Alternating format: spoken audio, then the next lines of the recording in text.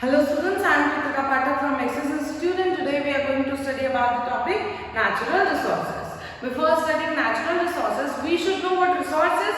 So resource is a supply or stock of something that is fulfilling the human needs. What does this stock or supply mean? See, stock is a kind of reservoir that is used by the humans and supply something that we are getting on a regular basis. If these stock or supply of resources are present in nature, those resources or stock is known as natural resources. And if these resources are manufactured or made by the human, those are known as man-made resources or artificial resources. But in this chapter, we are going to discuss detail of some natural resources, and these natural resources are comprised of these three categories named as air, land and water. Firstly, we are going to discuss about air in detail. See, air is a sphere of earth that is known as atmosphere, and this atmosphere contains various gases. The atmosphere is comprised of various gases named as nitrogen, oxygen, carbon dioxide, and this atmosphere is necessary for the survival of life on earth, because on other planets if there is no atmosphere, there is no life. So we can say that atmosphere is something that is sustaining the life on this planet. And getting to the another sphere of the earth, that is water, and we term this sphere as hydrosphere. Hydrosphere is the land, or we can say that, sorry, it is not a land. Hydrosphere is the sphere that is a home to various animals and plants. इसका मतलब है कि पानी में बहुत सारे animals और plants का घर होता है. If we are polluting that water, that means we are polluting their homes. Water is almost covering 3/4 part of the earth, and that is 75% of the earth. If we convert that 3/4 fraction into percentage, that will be around 75%. And if that 75% of the earth is getting polluted by us, how the other living organism where they are living in this hydrosphere, are they going to survive? No. So we should have to protect water for the conservation of land itself. Coming to the another part of the sphere, that is land, and we term that sphere of the natural resource as lithosphere. See, earth is divided into three different layers, that is crust, mantle and core. So the upper part of the earth, that is crust, which is containing the soil.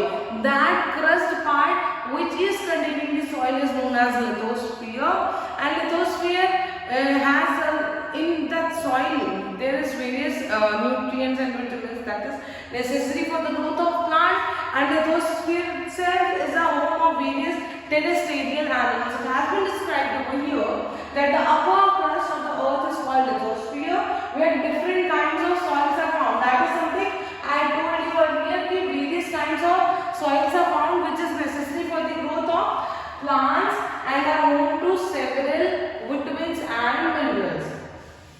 Soil में इतने तरह के vitamins और minerals present होते हैं कि जब growth के टाइम पे प्लांट्स उन विटामिन्स और मिनरल्स को एब्जॉर्ब करता है, तो वो विटामिन्स और मिनरल्स प्लांट्स में चले जाते हैं, और अल्टीमेटली जब हम उस प्लांट का टेक करते हैं, ऐसा हो कि कोई एनिमल उसको खा रहा है और हम उस एनिमल को खा रहे हैं ना, लेकिन फूड चेन, तो उस टाइम पे क्या होगा, वो जो विटामिन्स और मिनरल्स है वो सॉइल से अपर फूड चेन में चला गया, upper level of food chain में, यानी लिविंग ऑर्गेनिजम्स तक सप्लाई हो रहा है. किसकी वजह से?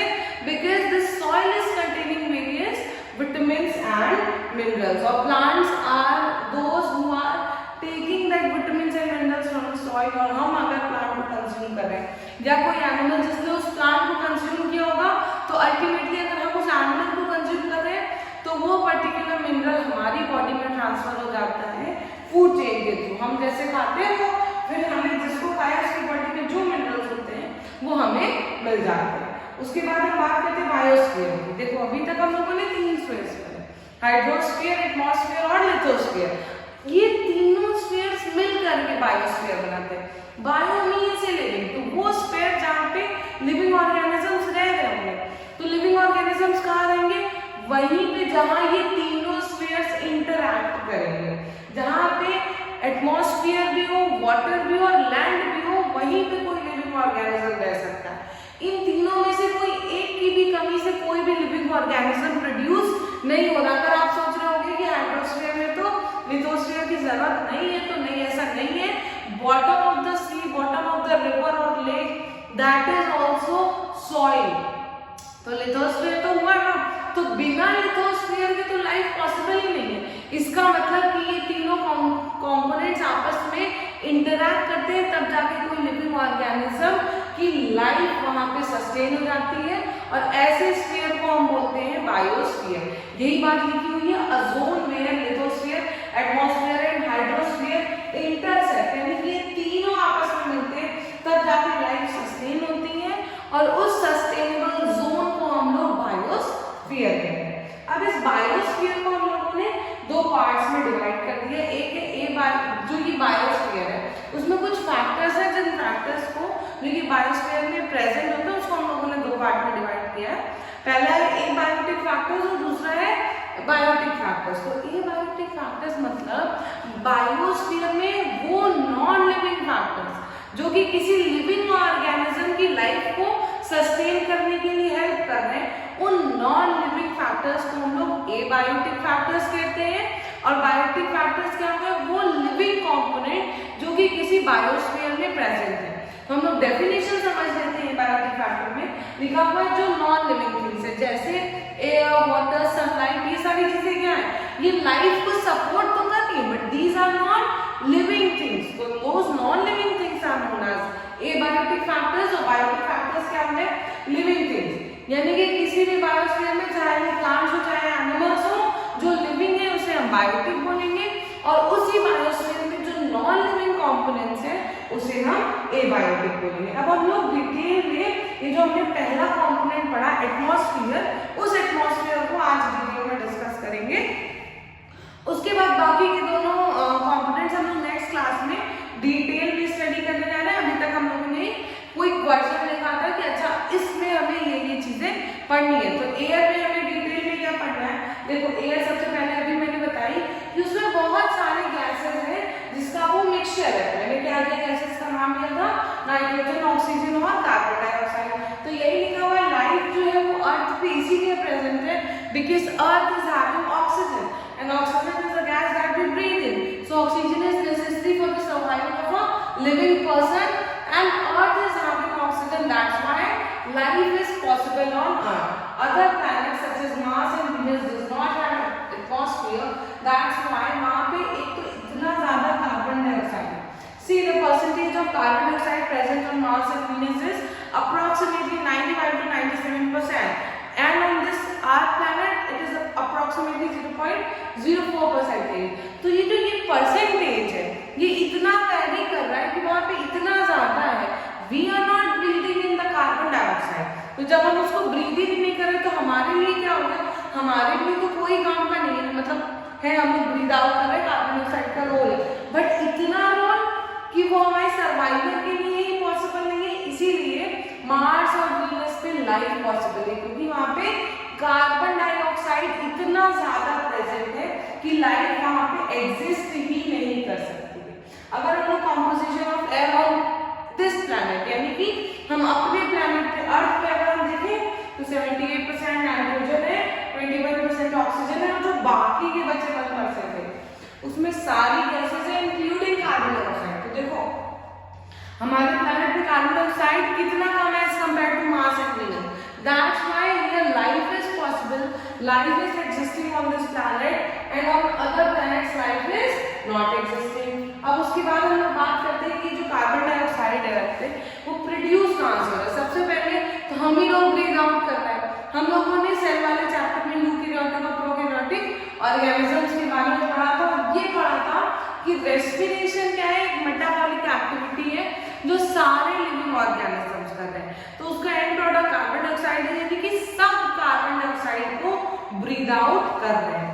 तो जो जब सब कार्बन डाइऑक्साइड ब्रीद आउट कर रहे हैं तो ये कार्बन डाइऑक्साइड अल्टीमेटली एटमॉस्फेयर में तो जाएगा, और एटमॉस्फेयर में जाने की वजह से कार्बन डाइऑक्साइड हमारे अर्थ पे रेगुलरली प्रोड्यूस हो रहा है। दूसरा प्रोसेस है प्रोडक्शन ऑफ कार्बन डाइऑक्साइड का कंबशन, यानी कि जब भी आप कुछ भी बर्न करो आपको काला काला धुआं जलता हुआ दिखता है जो ऊपर की तरफ जा रहा है, वो जो blackish air that is having carbon dioxide in itself. तो कार्बन डाइऑक्साइड का प्रोडक्शन दो चीजों से हो रहा है, एक तो हमारा रेस्पिरेशन यानी कि सारे लिविंग ऑर्गेनिजम्स का रेस्पिरेशन, और दूसरा कंबशन।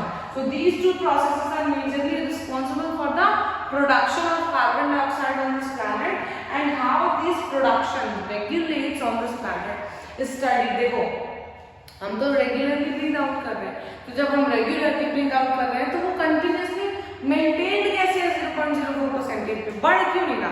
क्योंकि प्लांट्स उस कार्बन डाइऑक्साइड को यूज कर रहे हैं फोटोसिंथेसिस के लिए, और अल्टीमेटली उसके लेवल को मेंटेन किया उन्होंने, उस गैसियस कार्बन डाइऑक्साइड को फिक्स कर दिया ग्लूकोज बनाने में। जो CO2 प्रेजेंट है वो फोटोसिंथेसिस की प्रोसेस में यूज हो गया और उसमें ऑक्सीजन निकला एज अ बाय प्रोडक्ट। वो ऑक्सीजन हम इनहेल कर ले रहे हैं और कार्बन डाइऑक्साइड को फिक्स कर दिया है प्लांट्स ने। तो प्लांट्स का जो लेवल है वो मेंटेन है, लेकिन कहा जाता है और ज्यादा प्लांट्स लगाने, क्योंकि अल्टीमेटली ये जो कंबशन का प्रोसेस है वो बहुत ही ज्यादा हो रहा है। जैसे जैसे हम लोग इंडस्ट्रीज और ऑटोमोबाइल्स का इंक्रीज कर रहे हैं, कंबशन ज्यादा हो रहा है, उससे कंपेरिजन में प्लांट्स का में तो फिक्सेशन ऑफ कार्बन डाइऑक्साइड कम हो जाएगा। तो अगर CO2 का लेवल बढ़ा तो वो तो हमारे लिए हार्मफुल है, इसीलिए ज्यादा से ज्यादा पेड़ लगाने चाहिए ताकि ज्यादा से ज्यादा पेड़ ज्यादा से ज्यादा कार्बन डाइऑक्साइड को फिक्स कर सके। दूसरी चीज लिखी हुई है कि जो कैल्शियस शेल्स होती है मोलस्कन्स में, वो जो सी में प्रेजेंट होते हैं, वो मोलस्का हमने डाइजेस्टिव लिविंग ऑर्गेनिज्म वाले चैप्टर में मोलस्का के बारे में पढ़ा था। तो उन सारे सेल्स का जो फॉर्मेशन होता है वो कैल्शियम कार्बोनेट की शेल्स होती है, उसमें भी कार्बन डाइऑक्साइड फिक्स होता है। तो these are the two ways how carbon dioxide is regulating on this earth. And moving on, we are going to study about how this atmosphere maintains the temperature of the earth. देखो जिन जिन planets पे अर्थ में जिन जिन planets पे atmosphere है ही नहीं, वहां पे दिन में टेम्परेचर बहुत ज्यादा और रात में टेम्परेचर बहुत कम। वहां का फ्लक्चुएशन अगर हम देखें तो सुबह में देखो लिखा हुआ है 110 डिग्री और रात में -109 डिग्री, अप्रोक्सीमेटली 300 डिग्री के आसपास का फ्लक्चुएशन है। हमारे यहाँ पे कितना फ्लक्चुएशन होता है? ऑलमोस्ट पूरे अगर हम साल का फ्लक्चुएशन एक एवरेज में देखें तो 30 डिग्री से ज्यादा नहीं होता है, और यहाँ पे डेली 300 डिग्री का फ्लक्चुएशन होता है। तो जहाँ इतना टेम्परेचर में फ्लक्चुएशन हो रहा है वहां पे लाइफ पॉसिबल नहीं है। क्यों नहीं पॉसिबल है? क्योंकि एटमॉस्फेयर में दिन में सारी रेज जिन प्लैनेट्स में नहीं थी सब एब्जॉर्ब कर ली सनलाइट की रेज, रात में सब एमिट आउट कर दी। तो दिन में बहुत गर्म, रात में बहुत ठंडे, तो लाइफ वहां पॉसिबल नहीं। हमारे अर्थ पे क्या है, एटमॉस्फेयर ने दिन में एब्जॉर्ब की, लेकिन सारी रेज ने जो हार्मफुल रेज थी उसको वापस से रेडिएट बैक कर दी। अब जो रेज को इन्होंने एब्जॉर्ब किया है वो सारी की सारी रात में एस्केप नहीं हो जाती, कुछ अर्थ में ही रहती है, जिसकी वजह से अर्थ का टेम्परेचर जो है वो बना हुआ है। वही चीजें लिखी हुई है कि the presence of gases around the earth prevents an increase in temperature, क्योंकि इतना भी ना इंक्रीज हो जाए कि 110 हो जाए, उसके बाद ये रेडिएशन से हमें बचा रही है और रात में हीट लॉस से प्रिवेंट कर देंगे। वही बातें जो मैंने अभी बताई वो टेक्स्ट फॉर्म में लिखी हुई है कि जब रात में यहाँ पे सब एस्केप आउट हो जाता तो हमारा अर्थ का टेम्परेचर भी बहुत ज्यादा ठंडा हो जाता, बट अल्टीमेटली ऐसा नहीं हो रहा है, जिसकी वजह से ये सारा का सारा टेम्परेचर रेडिएट बैक नहीं हो रहा है। Understood? Moving on to the next slide, we are going to study about winds. See winds को हम लोग कई फॉर्म्स में कैटेगराइज कर सकते हैं, जैसे कि स्टॉर्म्स है, ब्रीजेस है, रेन्स है। तो ये स्टॉर्म क्या है, वो जो तूफान चलता है, ब्रीजेस ठंडी हवा, बारिश के टाइम पे भी तूफान होता है। तो ये जो विंड है, विंड एक बहुत बड़ा फैक्टर है बारिश में। देखो अभी कैसे हम लोग वाटर साइकिल में पढ़ते हैं, तो लिखा हुआ जो फॉर्मेशन है वाटर वेपर का, वो क्यों होता है? क्योंकि धीरे धीरे जब अर्थ में टेम्परेचर बढ़ता है तो जितनी भी वाटर बॉडीज हैं वो सब हीट अप होती है, और उनकी हीट अप होने की वजह से जो अपर लेयर ऑफ वाटर होती है वो वेपराइज हो जाती है और वो एटमॉस्फेयर में चली जाती है, जिसकी वजह से जो भी ये हीट वाटर एटमॉस्फेयर में एब्जॉर्ब कर रही थी वो रेडिएट बैक कर देते हैं। और जैसे जैसे अच्छा एक और चीज आप लोगों को पता होनी चाहिए कि सैंड और वाटर को अगर हम कंपेयर करें, sand gets more quickly heater than water, ठीक है। सैंड और वाटर को अगर हम कंपेयर करें तो वाटर की कंपैरिजन में सैंड बहुत ज्यादा जल्दी गर्म होता है, तो जो बहुत ज्यादा जल्दी गर्म होता है वो जल्दी ठंडा भी होगा। तो वाटर धीरे धीरे गर्म होगा और देर में ठंडा होगा। तो यही चीज, यही कॉन्सेप्ट हम लगाते हैं और अब हम पढ़ते हैं कि ये लैंड ब्रीज और सी ब्रीज होता है। देखो दिन में क्या होगा, दिन में मैंने बोला ये जल्दी गर्म हो जाएगा, लिखा हुआ है लैंड वार्मर, क्योंकि सैंड जल्दी गर्म हो जा रहा है और वाटर अभी देर में गर्म हो रहा है। तो गर्म हवा यहाँ से फ्रॉम यहाँ पे सारे जितने भी मॉइस्चरस कंटेंट है यहाँ पे H2 वेपर के फॉर्म में प्रेजेंट हो गया। अब वो क्योंकि यहाँ प्रेशर ज्यादा था तो हाई प्रेशर से लो प्रेशर की तरफ वो मूव किया, गर्म हवा। ठंडी हवा अभी यहाँ पे है, तो ये दिन में यहाँ पे ठंडी हवा लैंड में ओशन की वजह से आ रही है, ठीक है। और रात में क्या होता है, रात में ये वाटर ज्यादा देर तक गर्म, ये तो अपनी सारी हीट लूज कर चुका है, तो लैंड क्या हुआ, लैंड कूल हो गया। और क्योंकि वाटर अभी तक गर्म था, इसमें धीरे धीरे हीट लूज हो रही थी, तो यहाँ पे सारा वेपर फॉर्म में प्रेजेंट है वाटर, क्योंकि ये तो दिन में वेपराइज हुआ। तो शाम के टाइम में आप ओशन वाले एरिया में देखो बहुत ह्यूमिडिटी रहती है, क्यों, क्योंकि ये जो वेपराइज्ड फॉर्म में वाटर वेपर्स है ये हाई प्रेशर से फिर से इधर आएंगे, तो यहाँ मॉइस्चराइज कंडीशन रहती है, ह्यूमिडिटी का एटमॉस्फेयर है, इसीलिए कोस्टल रीजन में बहुत ठंडी नहीं लग रही होती और ठंडी हवा लैंड से जो है वो सीधी साइड जा रही है। तो ये कन्वेक्शन हो रहा है ना एयर का, this is known as day breeze and night breeze, ठीक है। उसके बाद हम लोग पढ़ने जा रहे हैं factors that are affecting the formation of winds. देखो 3 फैक्टर्स हैं जो कि फैक्टर्स रिस्पॉन्सिबल होते हैं विंड्स के फॉर्मेशन के लिए। पहला लिखा हुआ uneven heating of the earth's atmosphere. आप लोग को पता है कि पूरे के पूरे अर्थ पे इक्वल अमाउंट में लाइट नहीं आ रही है, सबसे ज्यादा लाइट जो है वो इक्वेटर पे आती है और सबसे कम लाइट जो है वो पोलर रीजन्स में आ रही होती है। अगर सन से सनलाइट आ रही होती है तो मैक्सिमम सनलाइट इस रीजन पे आती है। उसके बाद टॉपिक ऑफ कैंसर, क्योंकि ये पोलर रीजन है, इसमें इस तरह से कोई लाइट आती है, मतलब ऐसे एकदम बिल्कुल हल्की सी, और 6-6 महीने तो वहां अंधेरा ही रहता है। तो जब इतनी कम लाइट आ रही है तो ऑब्वियसली बात है कि अनइवन हीटिंग हो रही है, तो एटमॉस्फेयर भी अनइवन ही होगा, तो जिसकी वजह से जो विंड का फॉर्मेशन है पूरे के पूरे अर्थ पे वो सेम नहीं रहता है। Next factor is responsible, that is rotation of the earth, और the third factor that is mountains. देखो न्यूज़पेपर्स में हम लोग पढ़ते भी कि अगर कोई ओशन से कोई हवा निकली है और वो जाते जाते हमारे इधर साइड नॉर्थ इंडियन साइड में हिमालयन रेंजेस है, तो वो विंड अगर हिमालयन रेंजेस से टकराई वापस आए तो बारिश होने लगती है, क्योंकि winds are responsible for this precipitation on earth. और ये माउंटेन्स की वजह से विंड का जो डायरेक्शन है वो चेंज हो जाता है। हम लोग पढ़ रहे हैं कि विंड का डायरेक्शन चेंज कैसे होगा। देखो सबसे पहले क्या हुआ, जितनी भी वाटर बॉडीज थी ये वाटर बॉडीज गर्म हुई और सब इवेपोरेशन हुआ। इवेपोरेशन के बाद क्लाउड का फॉर्मेशन हो रहा है, धीरे धीरे ये जो इवेपोरेटेड वेपर्स थे वो टीनी वाटर ड्रॉपलेट्स में कन्वर्ट हो गए। अब जब ये टीनी वाटर ड्रॉपलेट्स में कन्वर्ट हो गए हैं तो इनके इवेपोरेशन के टाइम पे पॉसिबिलिटी है कि छोटे छोटे जो डस्ट पार्टिकल होंगे वो भी इसी के साथ इवेपोरेट हुए होंगे। तो वो डस्ट पार्टिकल क्या कर रहे हैं, वो अभी वेपर के फॉर्म में इस क्लाउड में प्रेजेंट है। तो ये जो है वो न्यूक्लियस का काम कर रहा है, यानी कि वो हैवी मटेरियल है इस पूरे क्लाउड में, जिसकी वजह से अगर ये आपस में टकराते हैं टीनी ड्रॉपलेट्स में होने के बाद तो ये कंडेंसेशन होने लगता है, बारिश होने लगती है, ठीक है। अगर टेम्परेचर बहुत ज्यादा ठंडा है तो यही बारिश कन्वर्ट हो जाती है स्नोफॉल में। यही बात लिखी हुई है यहाँ पे कि if the temperature of the air is very low it results in snowfall at some areas. और लोगों ने कभी ऐसा देखा भी होगा कि विंड कैसे अफेक्ट करता है प्रेसिपिटेशन को।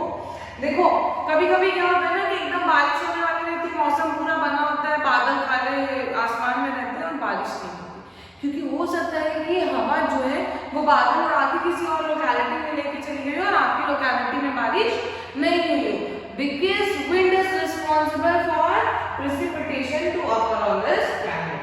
In another, if we had studied all the factors of the wind, we should know how we are polluting this and we shouldn't pollute this. तो अगर आपसे कोई एयर पोल्यूशन की डेफिनेशन पूछे तो आप कह सकते हैं वो हार्मफुल पार्टिकल्स एयर का वो कंटामिनेशन जो हम कॉज कर रहे हैं दैट इज एयर पोल्यूशन। तो जो भी अनवांटेड सब्सटेंसेस है, पोल्यूटेंट्स है, that is affecting severely the health of living organisms and degrading the quality of atmosphere on Earth. on this earth is known as air pollution. Now we are going to study various factors that are responsible for air pollution. Firstly, it has been described over here that burning of fossil fuels. अभी मैंने बताया था combustion, तो combustion में हम क्या burn कर रहे हैं, पेट्रोलियम, कोल, डीजल, तो ये सारी चीजें क्या है, ये सब कंबशन के थ्रू हम कार्बन डाइऑक्साइड का प्रोडक्शन कर रहे हैं, that is ultimately degrading the quality of atmosphere on this planet, and with the carbon dioxide it is also releasing some harmful oxides or gases, that is sulfur dioxide and hydrogen oxides, and these oxides are really harmful for the living organism breathing and circulatory system. These hydrocarbons left some unburned carbon particles, यानी कि जब हम जैसे कोयला हम जलाते हैं तो लास्ट में जो ऐश बचता है, जो नहीं जलता, दैट इज अनबर्न्ड, जो नहीं जल पाया वो कार्बन पार्टिकल्स है, जिसे हम लोग हाइड्रोकार्बन्स कह रहे हैं। फिर उसके बाद बात करते हैं इंडस्ट्रीज से बहुत सारे आप लोगों ने देखा होगा जो धुएं निकलते हैं एग्जॉस्ट से, वो सब भी तो हमारे एनवायरनमेंट में एयर पोल्यूशन कर रहा है, वो भी तो पोल्यूशन की कैटेगरी में आ रहा है, क्योंकि ऐसे गैसेस और स्मोक्स निकल रहे हैं जिसमें कार्बन मोनोऑक्साइड गैस और ऐसे बहुत सारे इनऑर्गेनिक और ऑर्गेनिक कंपाउंड्स प्रेजेंट है, those are responsible for polluting and degrading the air quality. Last में हम देख रहे हैं माइनिंग। माइनिंग जो है, अगर आसपास में कहीं कोल माइंस हैं या स्टील प्लांट्स हैं, तो उनकी वजह से ऐसे बहुत सारे हार्मफुल केमिकल्स निकल रहे होते हैं जो कि हमारे एयर पोल्यूशन के लिए रिस्पॉन्सिबल होते हैं। और अब हम बात करते हैं कि ऐसे जो हम लोग इंडोर एक्टिविटीज अपने घर में जो हम लोग काम करें, जैसे पेंट से बहुत ज़्यादा छोटे छोटे एरोसोल्स निकल रहे हैं, वो रिस्पॉन्सिबल है। फिनाइल्स जो हम यूज़ कर रहे हैं उससे कुछ ऐसे harmful smoke निकल रहे, that is responsible for degrading the quality of the air. And last, it has been described the last factor of this air pollution, that is suspended particulate matter. ये वो डस्ट के छोटे छोटे particles हैं जो air में present होते हैं, और ये एक मेजर कॉज है एयर पोल्यूशन का सिटीज में। क्या होता है ना, दिल्ली वगैरह में आप लोग न्यूज पढ़ो तो उसका SPM लेवल यानी कि डस्ट पार्टिकल जो हवा में रह रहे हैं जिसकी वजह से विजिबिलिटी कम होती है, वो बहुत ज्यादा होते हैं। तो इफेक्ट्स क्या क्या होंगे एयर पोल्यूशन के, सबसे पहले लिखा हुआ है एसिड रेन। अभी हमने दो गैसेस के नाम पढ़े, सल्फर डाइऑक्साइड, हाइड्रोजन डाइऑक्साइड, और मैंने बोला ये मेजरली रिस्पॉन्सिबल होते हैं एयर पोल्यूशन के लिए ऑन अर्थ। तो अगर ये एयर पोल्यूशन के थ्रू एयर में ही प्रेजेंट है, तो जब बारिश होगी तो ये सल्फ्यूरिक एसिड और नाइट्रिक एसिड के फॉर्म में अर्थ पे बरसेंगे, और दैट मीन्स कि एसिड रेन हो रही है। और वो एसिड सिर्फ हमारे रेन की क्वालिटी को नहीं, वो हमारे सॉइल की क्वालिटी को भी डिग्रेड कर रही है। और एसिड जब किसी वाटर बॉडी में ऐड होगा, ऑब्वियसली बारिश होती है तो वो नदी में, तालाब में, आसपास में तो ऐड होगा ही ना, तो एसिड भी तो मिल रहा है जिसकी वजह से उस वाटर बॉडी में या सॉइल पे रहने वाले लिविंग ऑर्गेनिजम्स को अफेक्ट होगा। उसके बाद हम बात करते हैं हार्मफुल डिजीजेस और एलर्जीज की। तो एयर पोल्यूशन की वजह से ऐसी बहुत सारी ब्रीदिंग डिसऑर्डर्स हो जाते हैं, हार्ट प्रॉब्लम्स हो जाती है, allergy and cancer to the skin and eyes. These are the few factors that are causing various diseases due to this air pollution. Next लिखा हुआ है डिक्रीज इन विजिबिलिटी। इतना ज्यादा धुआं, स्मोक, ठंड की वजह से ऊपर जो है वो स्मोक, जैसे दिवाली के टाइम पे आप मेट्रो सिटीज में देखो, दिल्ली वगैरह में, तो वो पूरी विजिबिलिटी लो, क्यों? क्योंकि ठंडी के ऊपर तो कोहरा था। ये जो हमने पोल्यूटेंट्स जितने भी क्रैकर्स बंद करके निकाले, वो सब एटमॉस्फेयर में ऊपर हो नहीं पाया, जिसकी वजह से वो यही बिलो डीप डाउन सरफेस रह गया, तो विजिबिलिटी बहुत कम हो जाती है। ये स्मोक की वजह से होता है। और जो लास्ट इफेक्ट है एयर पोल्यूशन का, वो ग्लोबल वार्मिंग है। ग्लोबल वार्मिंग क्या है? अर्थ के टेम्परेचर का बढ़ जाना, क्योंकि gases like carbon dioxide and methane are responsible for increasing the temperature of the earth, and if we are contributing to increase in those gases, ultimately global warming हो रही है, यानी कि अर्थ का टेम्परेचर जो है वो बढ़ता जा रहा है। लास्ट हम देख रहे हैं इसकी वजह से ओजोन लेयर डिप्रेशन हो रहा है, यानी कि ओजोन लेयर जो है वो पोलर रीजन्स पे बहुत थिन होती जा रही है। ओजोन का मतलब ये नहीं होता है कि ओजोन में वहां पे होल हो गया, उसका मतलब वो ओजोन लेयर वहां से थिन हो गई है जहाँ पे हम